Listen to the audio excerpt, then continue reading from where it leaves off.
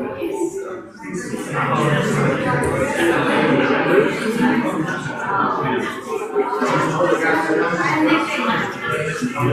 back to the church at 117, the Manchester Times and Thunder Radio political forum here as we get set to talk to candidates for Coffee County Sheriff. We will do opening statements. I think we've got time for everybody to do a couple of minutes, and then we will do some question and answer. We have 2 minutes for each question. If we do need to go back and forth, we'll just kind of judge that as we go, and then at the end, either 1 or 2 minutes for closing, just depending on the time that we have. Candidates on the stage, we have Chad Parton, Republican candidate for sheriff, and we have incumbent candidate Steve Graves on the Democratic ticket. We'll start off with opening statements, and Chad Parton is first. Thank you. Thank you for everybody being here tonight. Thank you, Thunder Radio and Manchester Times, for putting this on. It's an honor and a privilege to be here before you tonight. It's an honor and a privilege to be here to be running as your next sheriff. I am Chad Parton.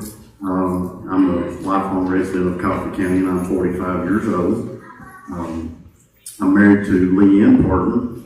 I have 2 children, Maggie and Will. And Maggie is a senior in high school, and Will's going to be a freshman in high school.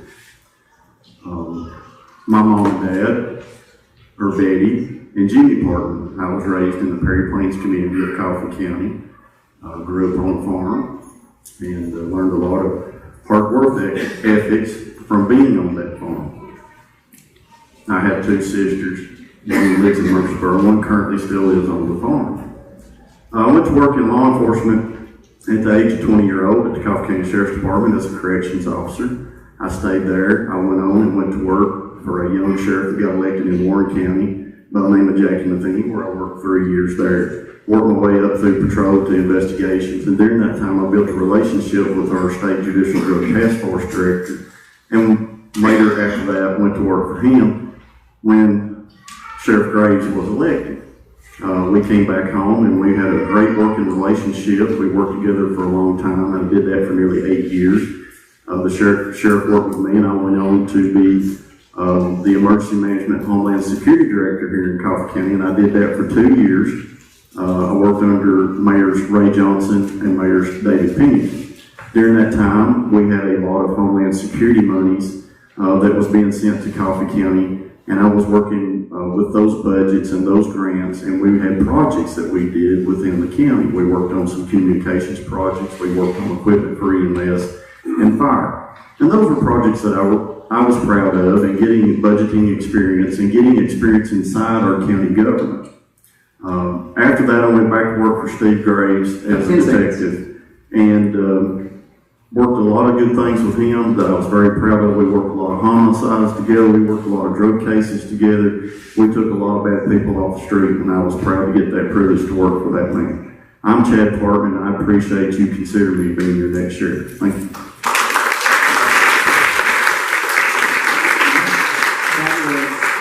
That was Chad Parton, and next we have Steve Graves. I'd like to thank Thunder Radio and Manchester Times for having the forum, giving us a chance to talk to the citizens of Coffee County again. My name is Steve Graves. I'm married to Gwen Graves. We've been married 33 years. We have 2 children, Nikki Alonzo and Stephen Graves II. Nikki's married to Toby Alonzo, and they have 2 children, Tristan and Victoria. My wife, son, daughter, son-in-law are all educators with the Coffee County school system.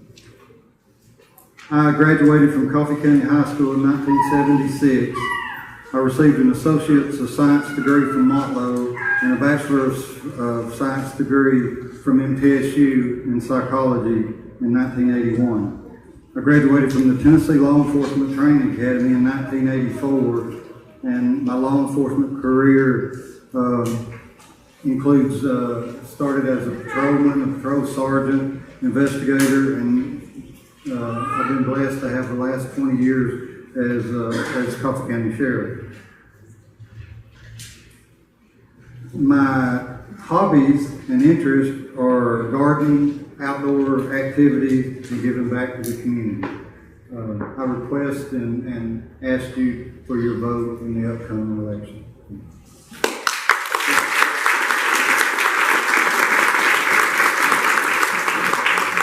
Okay, so here's the first question.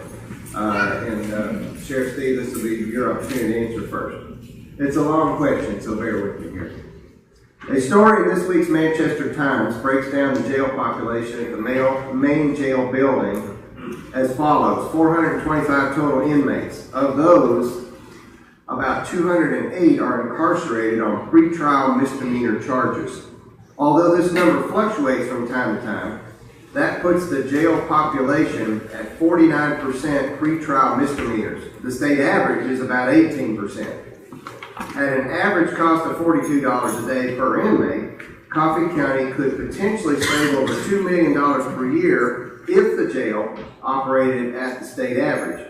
Would you consider this number to be an anomaly, that's really hard to say, unusual for our community, or is this something that could be resolved to ease the burden on the taxpayers? Please explain. The jail population has been a problem since I went to work at the Sheriff's Department many years ago. What we can do is continue to work with the Coffee County judges and the judiciary and, try to just help manage the jail population. On a local level, all we can really do is try to get these inmates into the judicial system as soon as we can. I know recently the mayor has requested that a study be done by CTAS, which is an agency that helps county governments operate and see if there's a better way to do things. We had a CTAS group come in a few years ago, but they didn't give us any recommendations on how to solve this problem. I'm hoping that when they come in this time, they'll have some recommendations and, look at the overall cause. I can't pinpoint an exact thing. I know our judicial commissioners do a good job. They do not set excessive bonds. Our officers are using more and more criminal citations.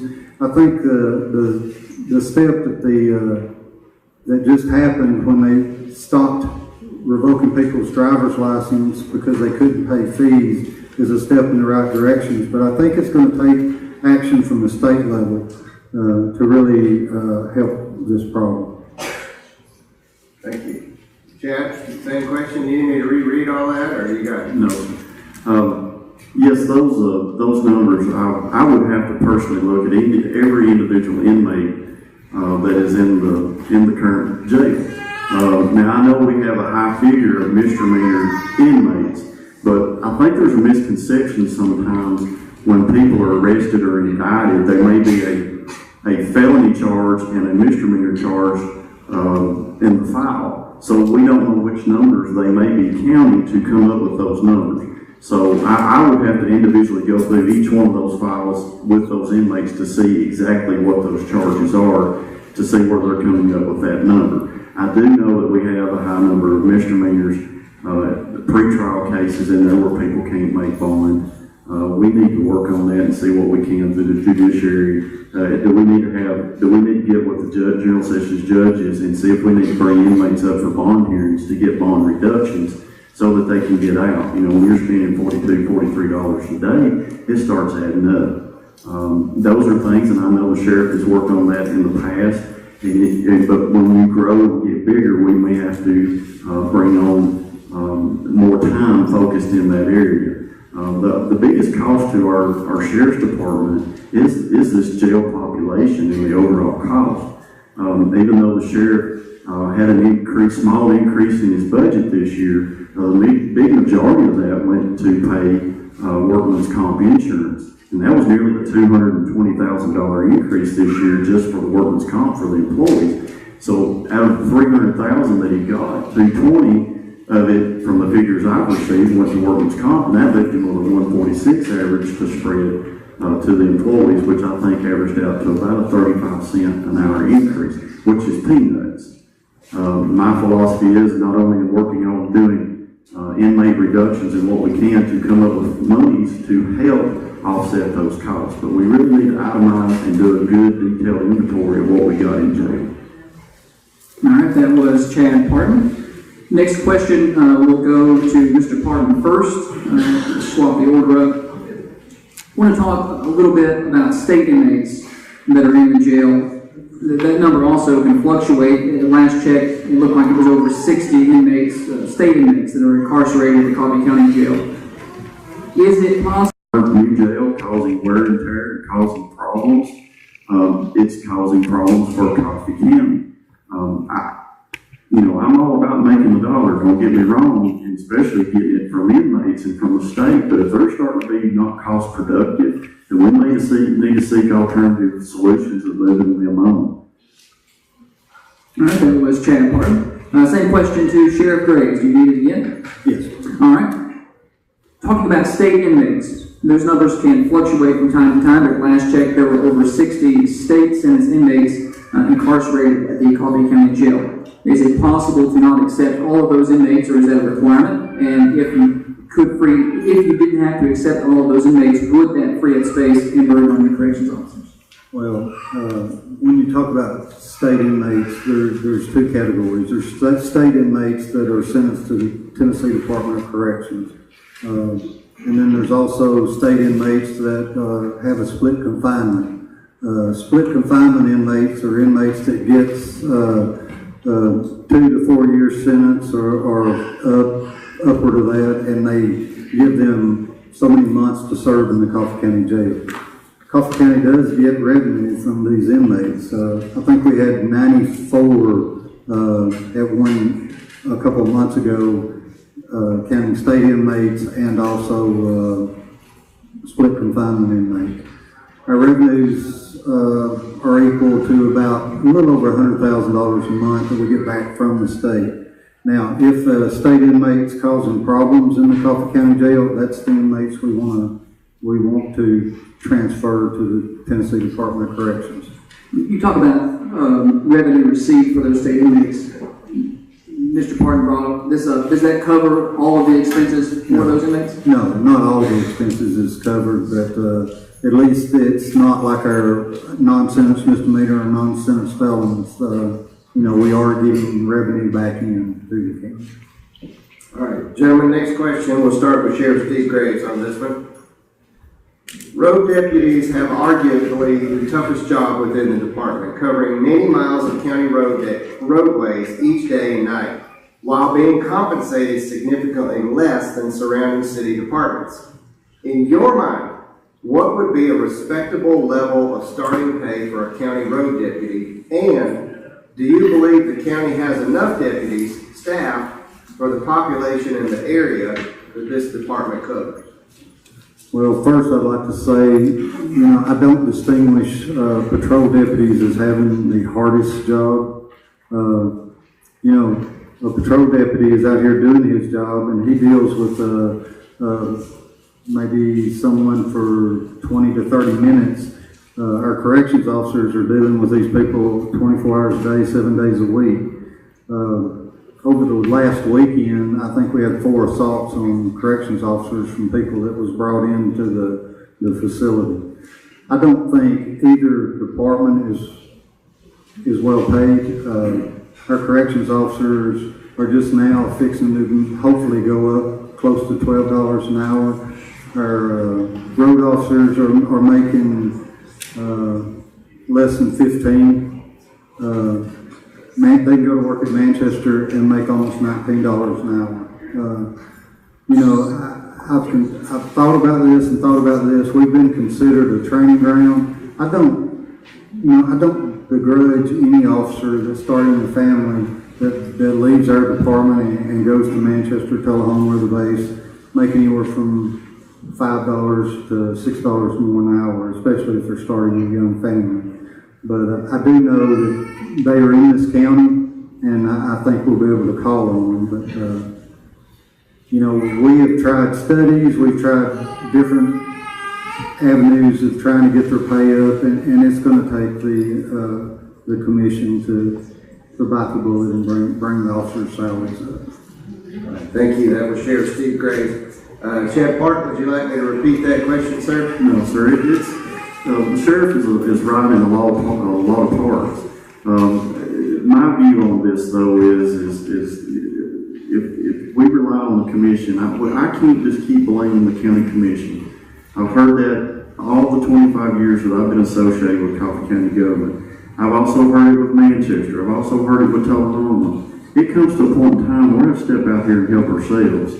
And what I want to do is I want to look at the efficiency within the department, and I want to streamline. If we've got some positions that are not producing, then we need to reevaluate those positions. If we reevaluate those positions and see that they're not valuable or they can be consolidated into another person for another responsibility, then those may be monies that we can spread along.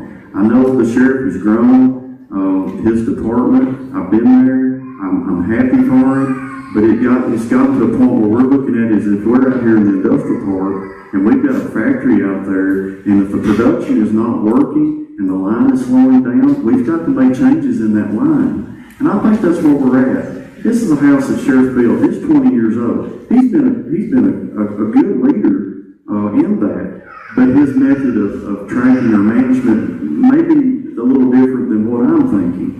And I think I want to put a team of people together that will be willing to multitask and take on more responsibilities. But now when we do that, I expect to pay them. Because you pay for quality. You can have all the quantity you want out here. We can have a whole lot of stuff, or we can have a few quality things that will produce. But I would like to look at the efficiency of where we're at with each personnel and their job assignments and their duties. That's my plan. All right, that was Chad Parton. Next question will go to Chad first, I believe, right? At the last debate in April that we had, you said that you had plans to place SRO, student resource officers, in all county elementary schools. Do you still stand by this statement today? And how do you plan on funding that? Yes, sir, without a doubt. That's what I've heard from the beginning of when I was running in the primary. I've heard a lot from the parents. I've heard a lot from teachers. My wife's a teacher. My mother's a retired teacher. All of my aunts on both sides of my mother and father's families were teachers. I was born with a bunch of educators. And I've consulted with all of them. And I've got a young man he's in this audience that when he come through the door, he said, Chad Parton, I want to vote for you. Now, he's a young man. He don't think it's the age to vote. But he said, you're going to protect my schools. Folks, these kids are hearing this. These teachers are hearing this. And people are doubting me on how I'm going to do this. We've got to streamline inside the office. We've got to do it. We have to make sacrifices. As tough as it may be, we cannot let our children go unprotected.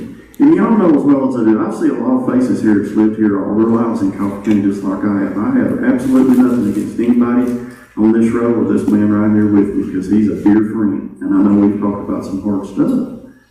But we've got to make sacrifices. And I can't worry about people's feelings. And I'm going to put SROs in these schools. The county school board passed a resolution not long ago asking for them. Now, I'm not asking that the county jump up here and fund that because, I'm looking at 6. I'm looking at 6 for the rural elementary schools. And I'm sure that's going to be close to $300,000 that we don't have. But I'm going to do it internally. But with patience and time, and if we can do a real good assessment of management, I think that the county will play along and we may be able to find that funding along the way to compensate for that. I'm not trying to shortchange you on patrol. I'm not trying to shortchange you on your investigations. I just know I've been in there and I know the production line and I know what we get out of individuals, and I think we can change that, reallocate that, but we've got to do it to protect the children. And we got to protect the staff of the schools and the surrounding communities of the schools.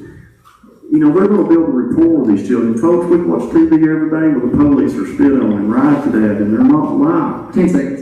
We've got to do this through education and building rapport with them. It starts in those little fellas in them schools. And that's just my heart. I'm going to do it. Thank you.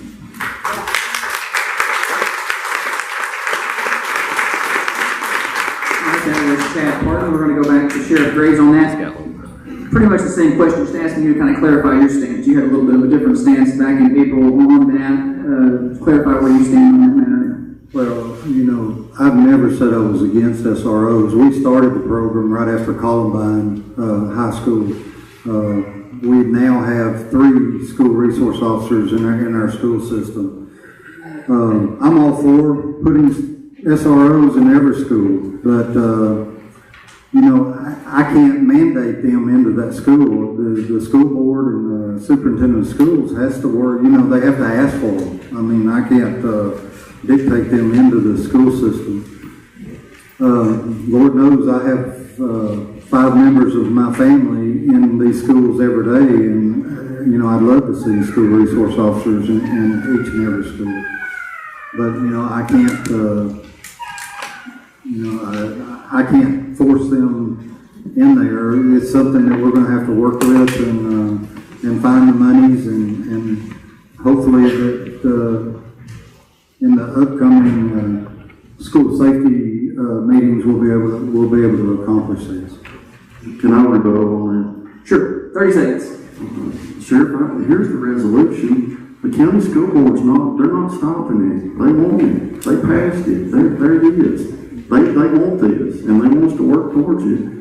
I don't know if you've seen it or not, but I mean, they want it, and we need to do it. I'm all for it. I've never said I was against putting school resource officers in the schools, but how we do it, and Dr. McFall's never contacted me about that, but I plan on working real close with Dr. McFall in the future and trying to accomplish it. All right, thank you.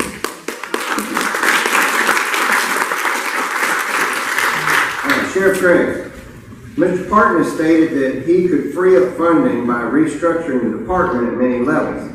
Although you've helped build this current structure, having heard his suggestions through the campaign, are any of those suggestions something you'd consider entertaining if re-elected? Most definitely. If you'll, when we answered the questions, I said we were going to look at reorganization and restructuring the sheriff's office in places that we can. You know, we may not agree on what positions or you know, how many or that, but I'm not against change at all. All right, thank you. That was Sheriff Steve Graves. Chad, come to you. You stated that you can free up funding for the department by restructuring the department at many levels. Can you offer more specifics for what that would look like and what you would do with the money that you claim that you can find? Well, to start off, the big figures for money is not much amongst the administrative staff and the hourly wage or the salaries that they receive. The funding that we need to find for restructuring is what we can do to reduce inmate cost and reduce inmates out of our jail. That's where you're going to get your big savings. Just because we've got 400 beds out here doesn't mean we have to fill it. And the sheriff, I guarantee you right now, would like to have a pod half emptied out because that would free up some elbow room out there. But me and him are not going to disagree on that. We've got to work with our district attorney general, we've got to work with our general sessions judges, and we've got to get to the table, and we have got to make some hard decisions. Because it's affecting all of us. It's affecting us, our dollar. We just went through one of the hardest, nastiest budget times that we've had in our county's history. I don't see it getting any better. Now, we managed to get by without a tax increase this time, but at some point in time, it's going to happen. I had a man send me a private message this week, said, Chad, we need a frugal sheriff. I knew where he was going with that, about turning money back in. But when you have a cost of $220,873 in an increase for workman's comp insurance, that's no fault of his. That's no fault of yours. That's just the cost of doing business.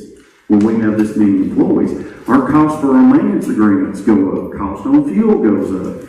Cost of the maintenance on the brick and mortar. Those are costs, our contracts that were issued in. Those are things the sheriff can't help, that I can't help, the county mayor can't help, and budgets can't help. That's just the cost of doing business. So what I've got to do is we've got to offset that somewhere and really get into this stuff. I pray that we can get together with the judges and the DA and we can find ways to relieve the stress on that jail. Now, I am wanting to really streamline. We've got several high-ranking supervisors out there. We're going to have to get back to the way it was when I started. All deputies have got to serve warrants. All deputies. 10 seconds. All of us may have to come under combined forces. We may have to blend warrants in with patrol. We may have to blend something else into investigation. Maybe blend the SROs into investigations. We're going to have to bring this thing together, and everybody's just going to have to buckle up and get together with this. It's sacrifices that we have to make, and people may not like that, but that's what we got to do in desperate times. All right, thank you. Sheriff, do you want to respond to that? Go ahead, 1 minute. I just want to add that, when we're talking about the school resource officers, and these are not just your run-of-the-mill officers. These are officers that have to have specialized training. They have to get along with the school system staff. It's not just an officer I can pick from patrol and stick in there. They have to be vetted with the administration of each school. All right, thank you. With that, we are up against the time, so we're going to go 2 minutes on closing, and we will let Chad Parton close first. Thank you, and I really, from sincerely the bottom of my heart, appreciate each and every one of you for coming out tonight. I know it's a hot summer night, and if you wasn't interested in what he and I both had to say, you wouldn't be here. If you wasn't interested in your local community or your county government, you wouldn't be here. There's a lot of you running for office. I'm running as a conservative. He's running as a Democrat. Look, I'm going to be friends with this man at the end of the day. I don't care how bad I make him mad on something I say, and that family right there sitting on that front row, I love them. They're my friends. And I know I've said a lot of hard things through this campaign, but I believe in what I'm doing. This man's tired. Y'all have wore him out. He's giving you his life. And I don't want him to go down in office. But I'm sorry, I'm trying to get his job, but I don't want nobody in this county to think otherwise, and I'm trying to put my friend out the pasture. I'm going to take care of this man, folks, and I want each and every one of you to embrace him. Embrace every one of these people running for office, because y'all have no idea what us families go through running for office. Trust me, you don't have no idea. The money that's spent, the sweat, the tears, but it's different when it's me and him. But I'm going to do these things. I'm excited. I'm announced I want to do a kids camp. I want to involve everybody. We've got to do things. We've got to get out here and make our community greater. We've got to get our kids involved. We've got to get you, the community leaders, involved. It's going to be, we've got to do it because look, Nashville, we can't wait on Nashville to make decisions for us. We're going to do them right here locally. We're going to do them for ourselves. We're going to step up to the plate. No matter who you're for or who you're against. This man beats me, I'll be right there to help him. I'll be right there to help him, and I'll make a word to you. I will do what I can to mend the wounds. We'll be there because we've got to move forward. I just wish you'd look into my agenda, support me on it, support him if you need to. You won't hurt my feelings. I think you're going to come out all right here in Coffee County either way. That's my opinion. I'm Chad Parton. I appreciate you. Appreciate being here tonight.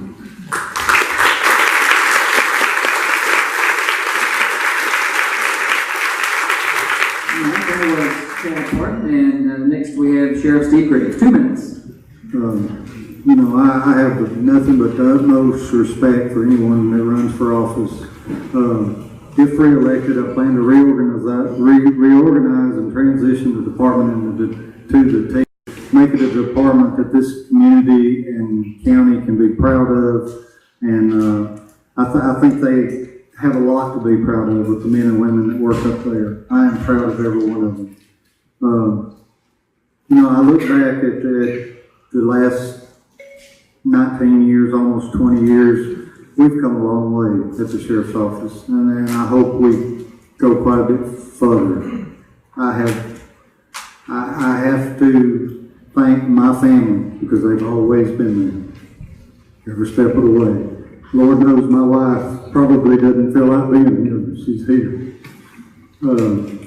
You'll never hear me say a bad word about any candidate that takes the time to run for office in this county. It's not me, and I'm not gonna do it.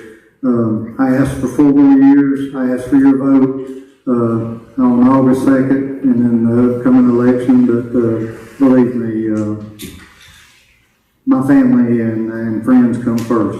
Thank you very much.